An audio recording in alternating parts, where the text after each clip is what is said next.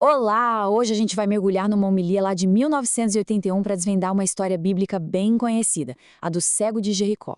O objetivo aqui é olhar por trás do milagre, sabe? Entender a estrutura e a mensagem profunda que ele carrega. E para começar, vamos pensar numa pergunta que é meio que o centro de tudo aqui. É possível ter a visão funcionando perfeitamente, mas ainda assim não enxergar o que realmente importa? Essa questão vai ser nosso guia para entender a diferença entre ver com os olhos e perceber com a alma. Então, para a gente entender bem essa história, é fundamental saber o que estava acontecendo ao redor. O texto deixa claro que isso não acontece do nada num dia qualquer. Pelo contrário, o palco está sendo montado para um momento decisivo na jornada de Jesus. Imagina a cena. Jesus está caminhando para Jerusalém, e essa não é uma viagem qualquer. Ele está tentando preparar os discípulos para o que vem pela frente. Ele fala sobre o que vai acontecer na Páscoa, sobre o sofrimento, sobre carregar a cruz, sobre o ponto alto de toda a sua missão. Só que tem um problema, né? E é um problema grande. Os discípulos ouvem tudo isso, mas eles simplesmente não entendem, não conseguem captar a dimensão do que Jesus está falando. É como o texto diz, os olhos deles ainda não se abriram. Eles estão, de certa forma, cegos para essa verdade. E é aí que a coisa muda de figura. A gente sai dessa cegueira interna dos discípulos e pá! Acontece uma coisa super marcante do lado de fora. Conforme Jesus chega perto de Jericó, surge um personagem que vai virar o jogo.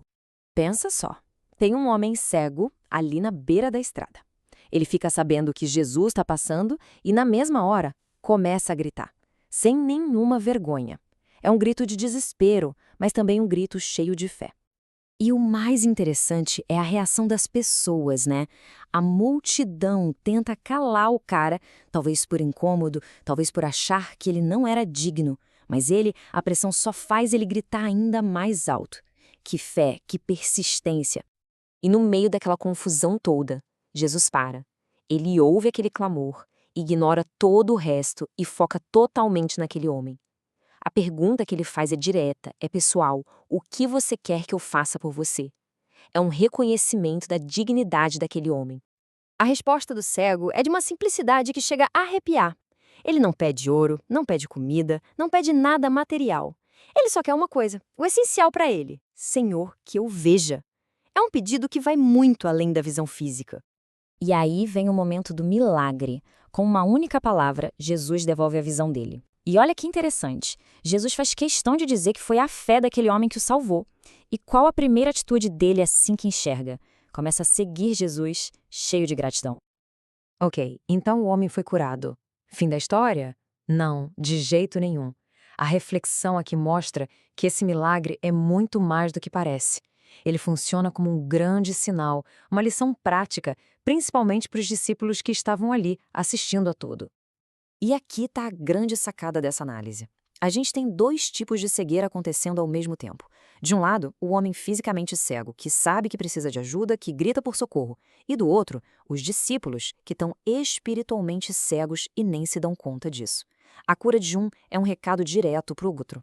Mas o que é um sinal nesse contexto? Pensa assim, é uma coisa que a gente vê com os olhos, tipo a cura, mas que aponta para uma verdade muito mais profunda, uma realidade que a gente não enxerga. A cura física do homem de Jericó é um sinal da necessidade de abrir os olhos da fé.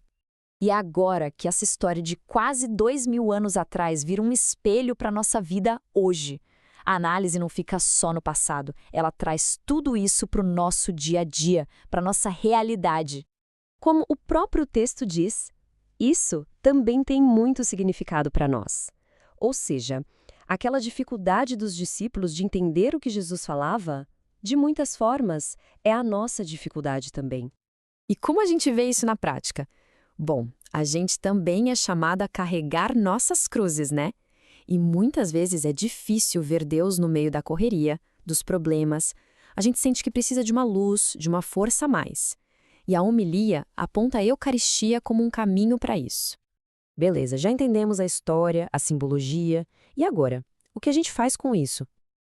A parte final dessa reflexão nos dá uma direção bem prática, um caminho a seguir. A ideia, então, é que a gente faça como o cego de Jericó. Que a gente reconheça a nossa própria necessidade de ver melhor e peça ajuda com a mesma confiança e a mesma urgência que ele teve.